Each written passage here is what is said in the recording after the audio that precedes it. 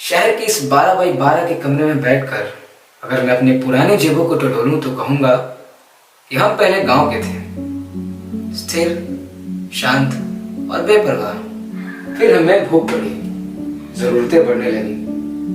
पेट के साथ पेटी में भी कुछ भरने की लालसा हुई अपनी जरूरतों को पूरा करने के लिए। कुछ राह ना दिखने पर हमने अपने गांव के खेतों की तरफ देखा। खेत बड़ा ही बेबस और उदास होकर कहा, ऐ बबुआ, जब तुम्हारे दादा परदादा हमें जोतते थे तो हमारा गोटिया पटीदार बहुत बड़ा था। इस क्षेत्र में तुम्हारे पूर्वज हमारे ही कारण जाने जाते थे।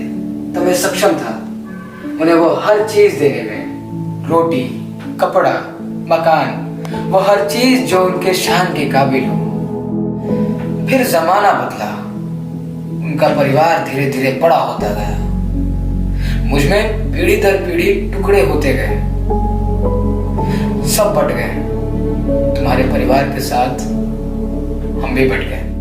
आज इस हालात में कपड़ा, मकान जैसी जरूरतें तो दूर की बात, मैं तुम्हें रोटी दे पाऊं या ना दे पाऊं कुछ कह नहीं सकता।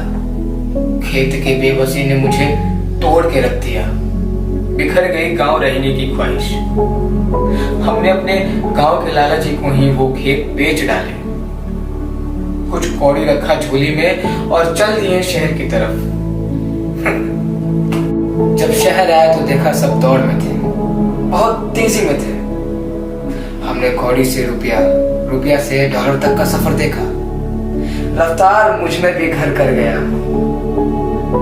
वो तमाम दौलत शोहरत जो हमारे पूर्वज ने उस खेत के टुकड़े से कमाए होंगे, मैंने भी कमाए। वो सारी चीजें जो हमारी शान के काबिल हों, पर पता नहीं क्यों रफ्तार से इस लैश शहर में मुझे कोई पहचानता तक नहीं।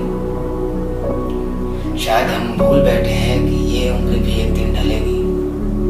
शरीर को शमशान तक पहुंचाने वाला भी कोई चाहिए। पर आज मैं अकेला हूँ, बेटे अमेरिका और इंग्लैंड में। शहर में हर चीज कमा के भी अब यहाँ के रफ्तार और गाड़ियों के शोर से परेशान हूँ। और अब जब मैं परेशान होता हूँ तो मुझे मेरा गांव याद आता है, बेहिसाब याद आता है। जी होता है सब कुछ छोड़ छाड़ के मैं अपने गांव वापस चला जाऊं, उसी गांव में जहां से मैं मात्र 4 कौड़ी लेकर इस रफ्तार से लैस शहर में आया था। पर आज मैं बेबस हूं।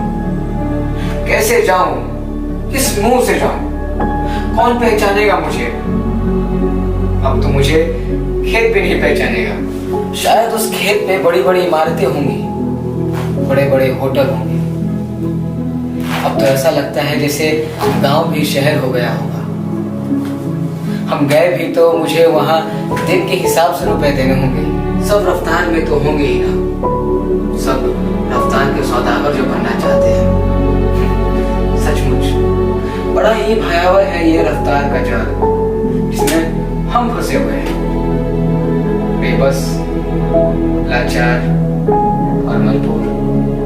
आपको लगेगा कि मैं इतनी छोटी उम्र में ये सारी बातें कैसे कह सकता हूँ, बुजुर्गों की जुबान कैसे कह सकता हूँ। बताता हूँ। कल इस शहर की रफ्तार में मैं कुछ देर ठहर के इस रफ्तार को टटोल रहा था। मुझे कुछ आंखें दिखी, पढ़ने लगा तो बस रो पड़ा।